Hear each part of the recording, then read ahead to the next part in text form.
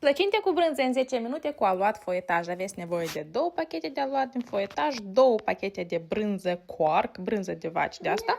Amestecăm brânza cu 2 ouă și dacă vrem cu verdeață și cu sare. Tăiem aluatul în pătrățele. La mine s-au primit 8 bucăți dintr-un singur aluat, adică în total 16 plăcinte. Punem câte un pic de umplutură pe fiecare plăcintă. Apoi le împachetăm ca pe niște plicuri sau ca pe niște colțunași mai mari. Iată așa triunghiuri trebuie să se primească. Le facem așa pe margine cu furculița. Mai departe le băgăm în cuptor. Între timp mai zbatem și un ou. Le ungem deasupra cu ou zbătut. Aici a venit rândul să le facem și pe celelalte. Din celălalt aluat. Am zis că în total s-au primit 16 plăcinte la mine. Am făcut și cu verdeață și fără verdeață, pentru că nu toată lumea iubește verdeața. Sunt foarte, foarte delicioase, dar și foarte simplu și foarte rapid de pregătit. Eu le-am făcut în 10 minute azi dimineață. Toate ingredientele au fost luate din magazinul Netto. Aluatul foietaj nu este congelat, este proaspăt. De copt le-am copt la 220 de grade.